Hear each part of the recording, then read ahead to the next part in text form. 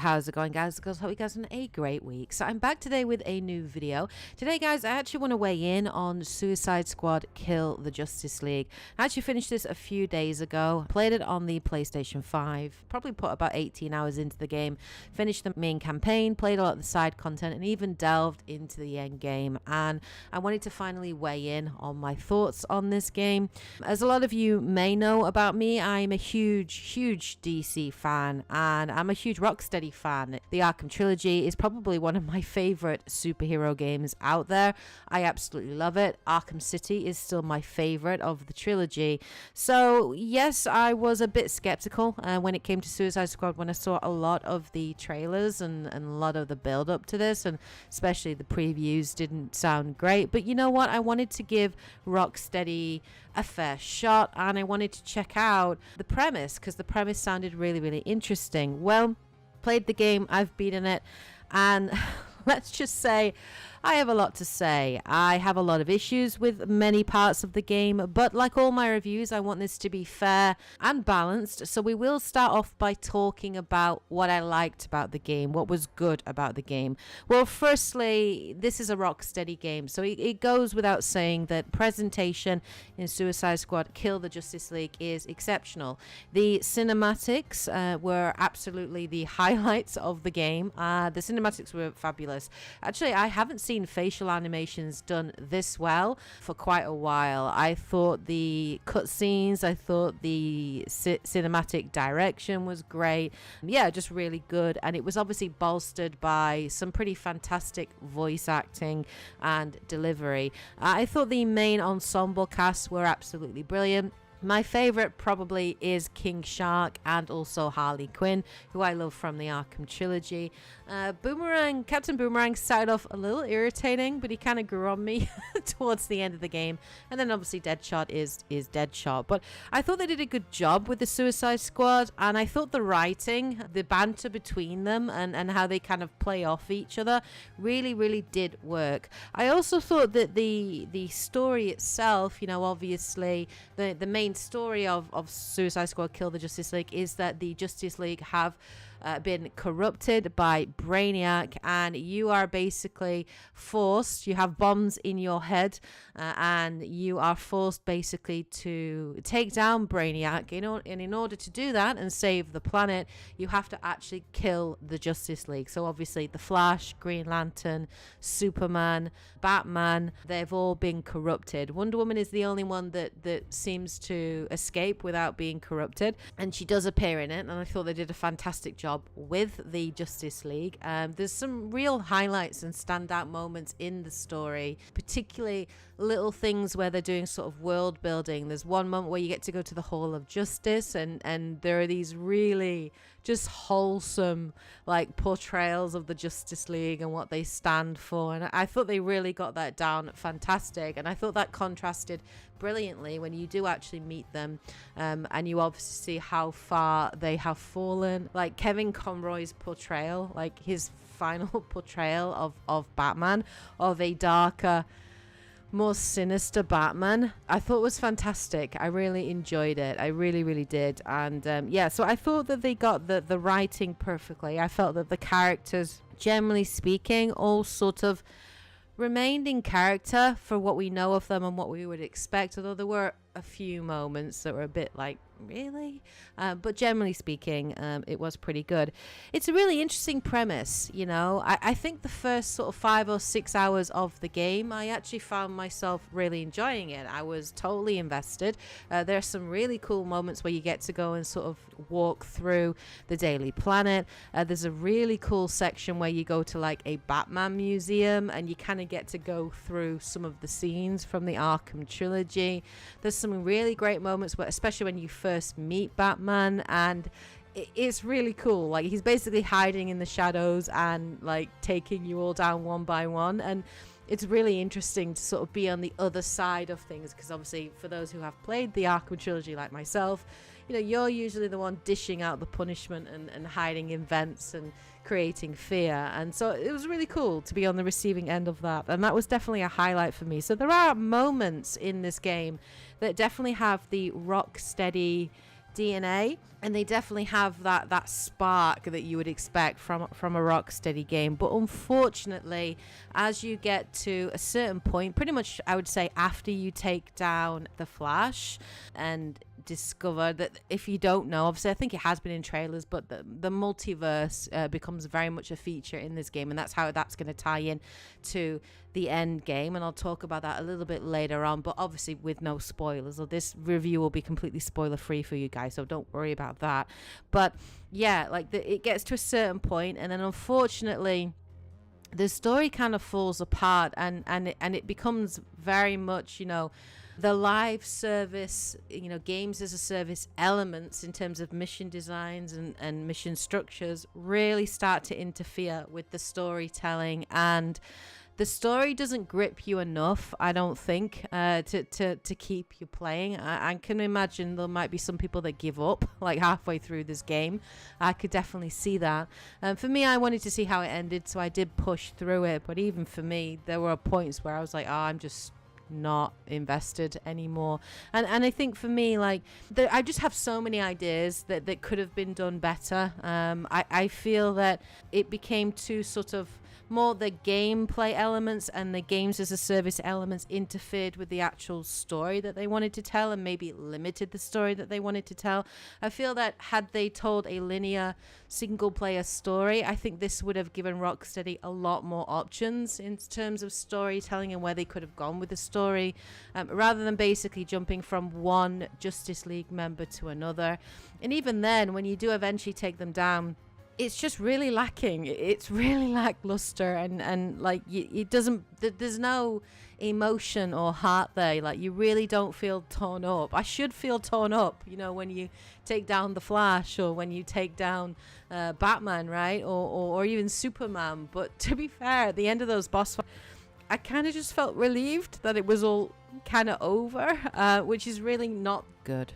Dropped the ball with the story. I feel like it started off really well and then kind of lost its way. So let's talk a little bit about traversal in the game, because that is one of the main ways that you're getting around, and obviously it has a huge impact upon combat. So traversal in Suicide Squad Kill the Justice League, it's not bad. It's not that bad. It does make each of the characters actually feel legitimately a little bit unique and a little bit different. They all have their own way of getting around the map.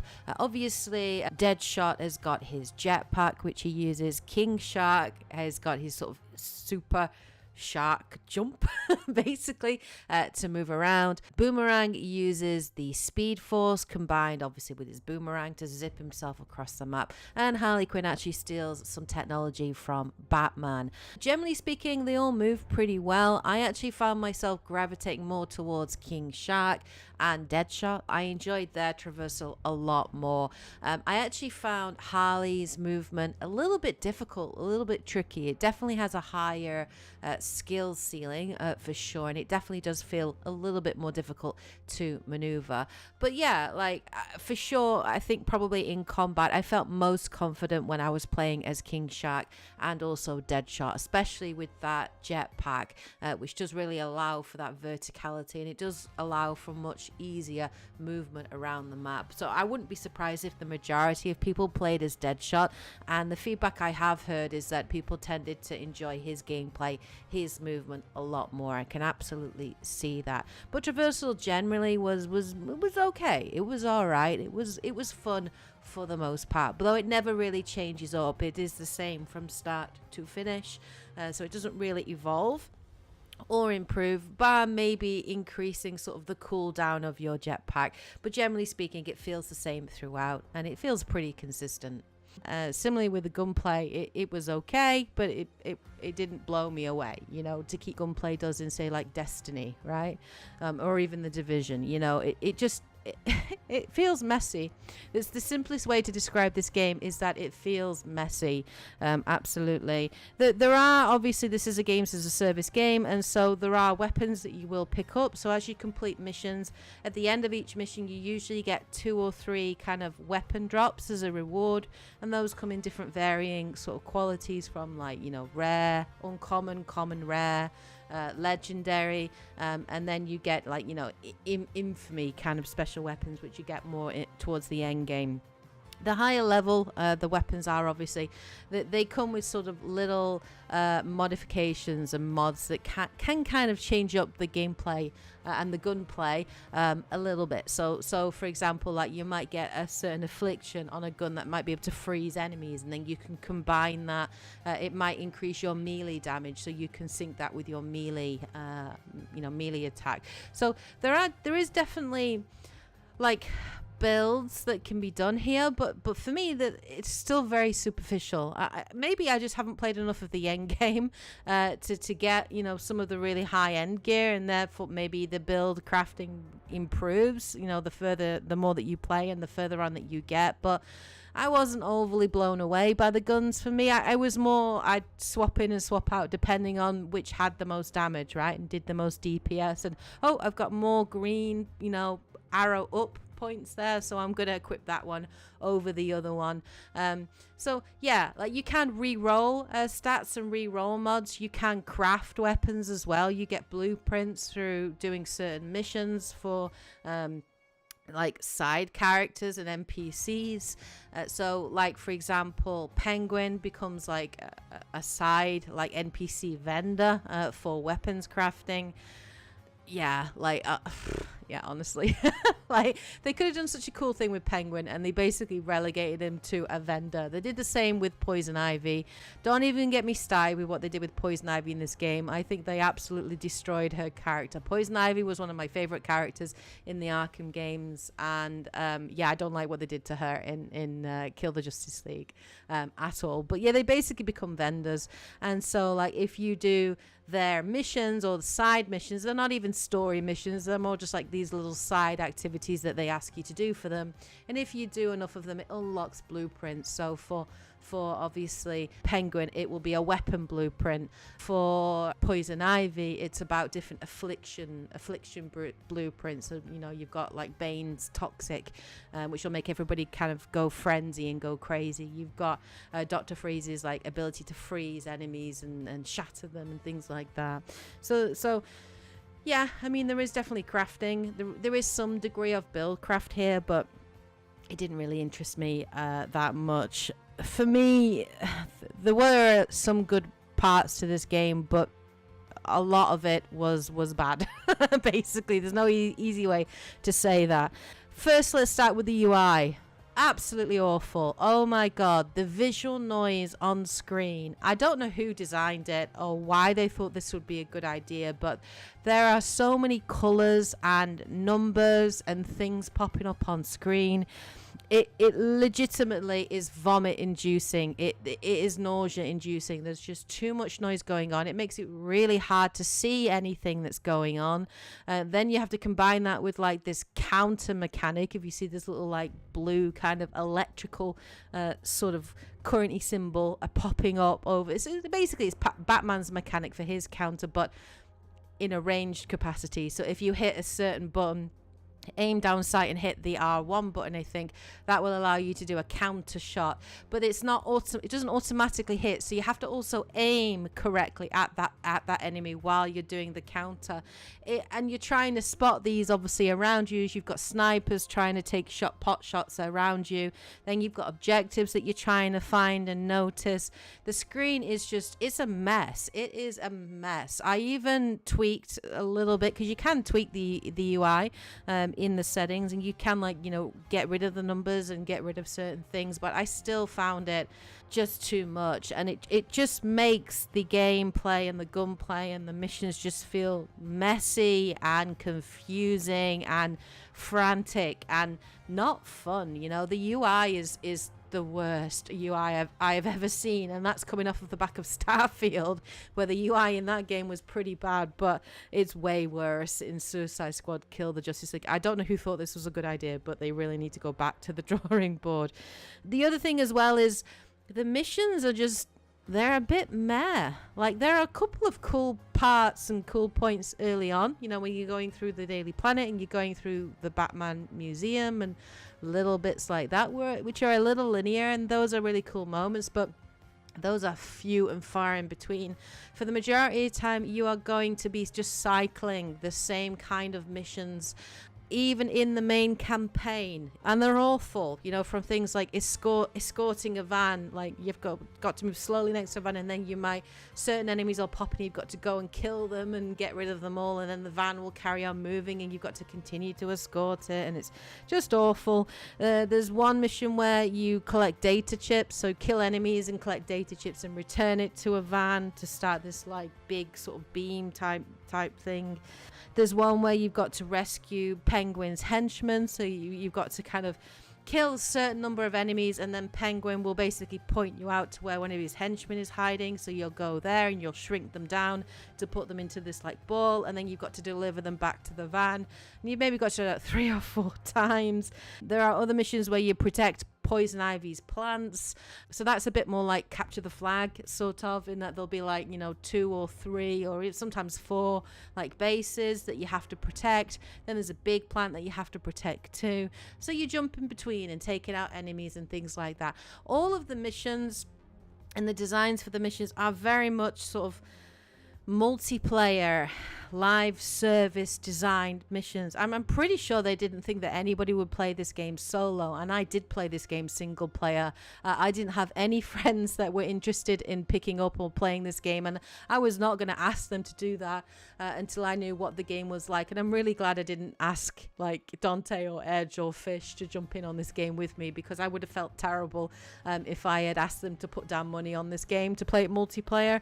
Maybe it is more fun playing it multiplayer, but even so, I still think playing it multiplayer, I think you'll get bored with the mission design personally. There's a lack of enemy variety. I think the only time that you do get a little bit of variety is there are these like flash type enemies, which are really annoying, that speed all over the map, and then you've got to kind of counter them at the right time to stun them, and then you can lay into them with bullets and gunshots. There are these like Batman-esque like snipers that can kind of go invisible. They're annoying. It's like any remotely interesting enemy types they just made them really irritating and annoying, and for the rest of the time you're just flying around shooting purple enemies and just killing them. You know, you'll have brutes and you'll have snipers and things like that, but they don't feel unique or interesting enough. And yeah, it really, really is not good. And then on top of that, the boss fights in this game are absolutely shocking. Like, I don't know how you screw up fighting the Justice League. Like, I don't know how you screw that up, but they really did. Like, the boss fights in this game are so just like unimaginative. Like, the whole time I was playing through this game, I was like, was this really made by Rocksteady? Because when we've played the Arkham games, and there are some absolutely incredible boss fights in the Arkham trilogy. One standout for me is absolutely Dr. Freeze's boss fight, which is just fabulous, absolutely fantastic. And so they can do good boss fights. They've done it before, but it's like they didn't know what to do, because this was going to be a multiplayer game, and they didn't know how to make that, because the boss fights basically is you go to an arena, like the Flash, for example, will be sort of whizzing all over the place and throwing like, lightning attacks at you and like tornadoes, which is kind of cool, his attack moves and things like that. But you're basically just kind of waiting for a moment to counter shot him, and then when you do that, you can stun him for a short period, and then you're just pummeling bullets into him, and you just rinse and repeat. The final fight against Brainiac is exactly the same. Green Lantern, you're basically taking out his constructs and again waiting for the counter move. Superman's boss fight was just absolutely awful. I hated it, absolutely hated it, and I love Superman, but I hated the boss fight by the end of it. The only most interesting or unique one is probably Batman's one, but again, it's still the same sort of mechanics. You're still waiting for that counter shot while dodging attacks and pummeling and shooting bullets into them. So yeah, it's not good. It's really not good. Like, the boss fights were so disappointing, and that just makes it tedious, you know what I mean? And that is really not how you should find it. It's really, really not good. I mean, the most interesting boss fight was actually watching a cutscene, which was watching Wonder Woman fight Superman, which is frigging awesome. Absolutely awesome fight. And I'm like, I want to do that. I want to fight like that. Like, honestly, especially because, you know, you've got King Shark, who is a very heavy sort of melee attack. Should just be ripping the heads off of enemies and going absolutely crazy. Boomerang should be using his bloody boomerang, not just for a melee attack. And then obviously Harley Quinn should be a melee character. Obviously she should have her huge like bat or hammer combined maybe with some grenades or traps. And then obviously finally, you know, Deadshot probably is the one that makes the most sense in terms of having weapons. But even him, it doesn't feel very Deadshot to be gliding around with an assault rifle. You know, he should be more kind of stealthy character, getting on high and sniping enemies. So the combat for each of the characters, because they are for the majority of the time just using guns, just using weapons, yes, okay, Harley will probably mostly rely on SMGs. Boomerang tended to rely on shotguns. Obviously King Shark has a Gatling gun, and obviously Deadshot has a sniper, but these are still using weapons, using guns.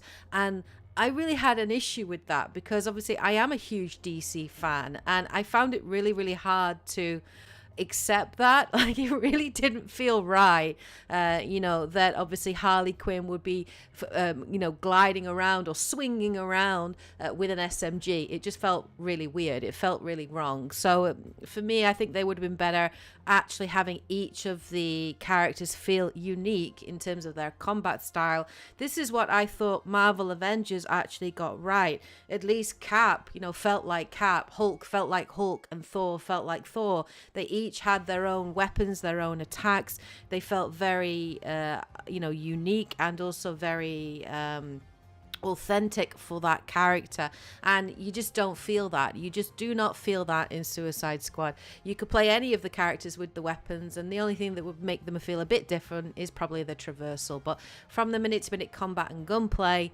it's just very meh. It's just very meh, and I feel that they should have gone down a different choice. I would have been fine playing as the characters and switching between the characters if they actually felt different. So I just ended up, by the end of it, I totally just mainlined Deadshot because I actually found his gunplay and also his traversal the most accessible and the most fun of all four Suicide Squad members. And I feel that a lot of people will be like that, you know. As well, what I would say is, if you're playing it single player, the other characters and NPCs, you know, that run along with you, they don't actually level along with you. So if you don't want to be under leveled, you really do have to mainline one character.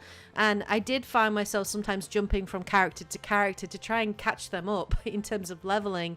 So the game doesn't do a very good job of leveling those characters, because if you do decide that you want to jump into endgame and play as different characters depending on what other people are picking for multiplayer, you're going to really have to do a lot of grinding to try and catch those characters up and you know, boost their leveling. So that's really not cool as well. So it would have been better if they had have leveled the characters up to the same level as you, rather than making you have to replay through and grind.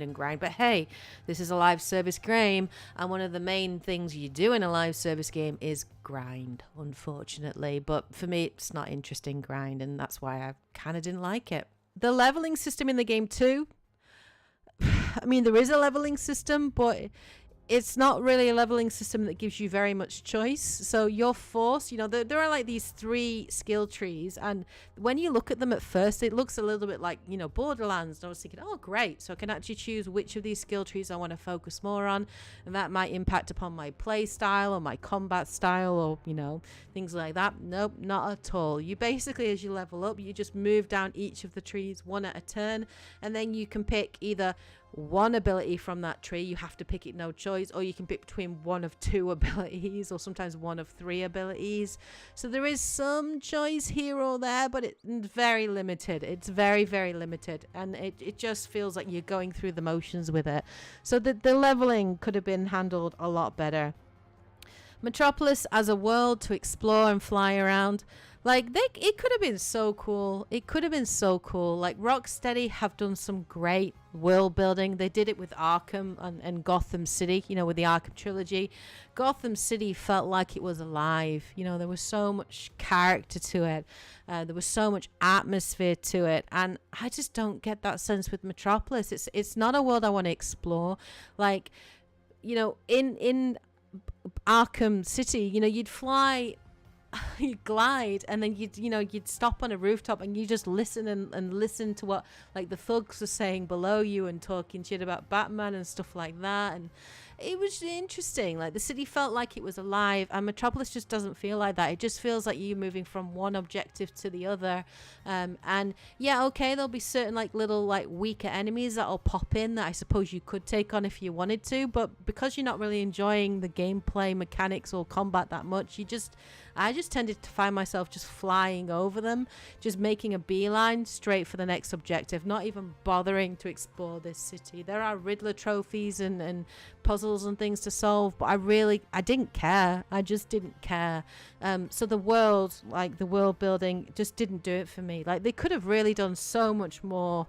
Like if this was a single player game, especially because they are talking about multiverses and Elseworlds and things like that, they could have gone to some really cool locations, like not just Metropolis. You know, they could have gone to we could have gone to Gotham City, we could have gone to Themyscira, we could have gone to other planets and other worlds, you know what I mean? Like it could have been really, really cool. Just thinking about the potential of the game, and I think that's the biggest heartbreak for me, is the wasted potential in Suicide Squad, and that just breaks my heart. Like what this game could have been, had they gone down a different path, had they made different decisions early on in the game's development. And I hand on my heart 100% think that their decision to make a live service game is ultimately what destroyed this game, because it's like they've taken mission designs and live service game designs from like 6 years ago, 7 years ago, and they haven't really shaken it up. They haven't done anything new. It doesn't offer anything new or interesting, and that's why, you know, there are other live service games out there that are just better, that just do it better, right? I mean, look at Helldivers 2 and how much that is taking off and how much fun people have playing that game, right? Like it could have just been so much better, honestly. And then to top that all off, of course, there's the end game, which is the whole point of this, because obviously WB are wanting people to be playing, you know, Suicide Squad Kill the Justice League for years to come, and that's where the end game comes in. But the end game in itself is really, really like awful. It's really lackluster. Basically, it consists of playing side missions within Metropolis, and you gain this currency, and then when you get enough of that currency, you can then do what's called an incursion mission, and that's where you'll go into like another Elseworld or a multiverse, and then you'll do a mission in that area. And then you rinse and repeat, rinse and repeat, rinse and repeat. But you are just doing the same 3 types of missions again and again and again. And at the end of doing it, you get like an infamy, you know, a drop of higher end loot. But it's just not worth it. It's just not interesting. It's not engaging, and I just can't see people sticking it. And the numbers on Steam definitely seem to reflect that like not enough people are playing this game, and I can't see people continue. I can't even see people jumping back in, because they do have plans for like season 1, right? I think we're in season 0 right now, and obviously I think Joker is going to be coming from the, you know, Elseworlds Joker. He's going to be a playable character, and they're going to have new story missions, you know, for him and stuff like that. And I'm just not interested. I've uninstalled it. Like literally the moment I finished this game and checked out the end game, I uninstalled it from my hard drive. Like that is how much I did not enjoy this game. And I'm glad I played it, because obviously I bought it and played it because I wanted to review it for you guys and let you obviously know my thoughts on it. And as you can probably tell from my tone and what I've been saying, I really didn't enjoy it. I found myself, when I was playing this game, like the first 4 or 5 hours, like I say, I was enjoying it, right? And when you clicked at certain moments with the gameplay and the combat, yeah, I was enjoying it and I was interested to see more, and I love DC, so I was totally in. But then the game missions and the game structure and just the repetitiveness of it and just the laziness of it, it really, really started to get to me, and it really, really started to get under my skin, and I just found myself almost angry and frustrated at what this game could have been, and also a little heartbroken for Rocksteady, because this is a studio that I love, and this is a studio that spent 6 to 8 years making this game after Arkham Knight, and what else could they have been working on instead of this? You know what I mean? And I just feel like this has come from management on high. I feel like this has come from WB, because we do know that WB are obsessed right now with live service games, and I really cannot wait for publishers to get a clue, man. We don't mind good live service games, but we are getting tired of every single game having to be a live service game, and we are getting tired of lazy live service games that just have a ridiculous amount of microtransactions and monetization in them, that just want every game to be like a goddamn job. And you can hear in my voice, I'm tired of it. I'm frustrated of it. And what I am really frustrated about is how it is taking some great development studios and it is gutting them. It is destroying them.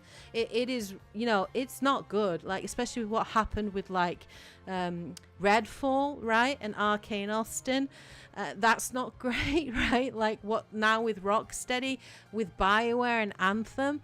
Like, stop it. Honestly, like, let studios make the games that they want to make, that they're good at making, because I am just tired of this obsession with games as a live service. And for me personally, it's that element of that basically has led to the awful game that we have in Suicide Squad Kill the Justice League.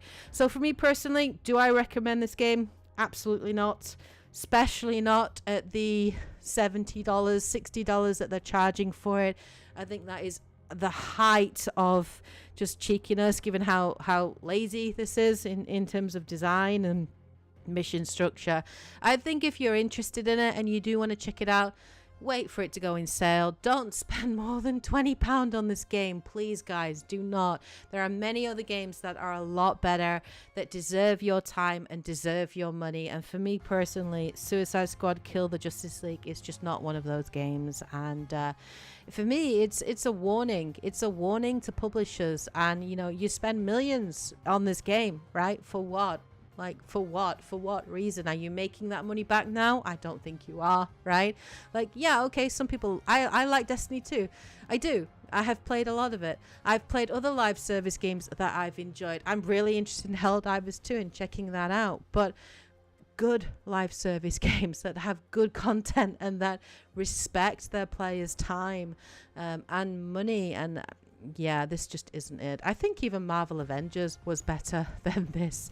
Like, the main campaign in Marvel Avengers was way better than the campaign that we got in Suicide Squad Kill the Justice League. And you know, you guys know how I felt about that game too, so that's really not good.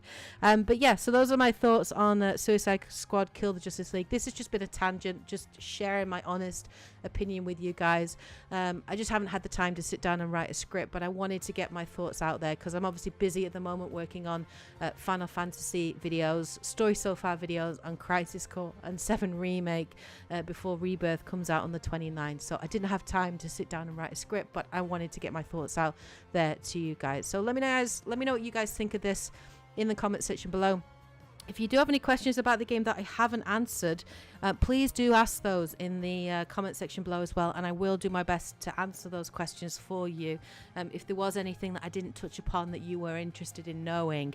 But yeah, thank you so much, guys, of course, as always, for watching, taking the time to comment, to like, to subscribe. It really does matter at the moment because yeah, YouTube is killing me, guys, with the algorithm. So for everybody who does take the time to watch my content, I really do appreciate it from the bottom of my heart. So thank you so much. Have a great week, everybody. Take care. And as always, happy gaming. I should go.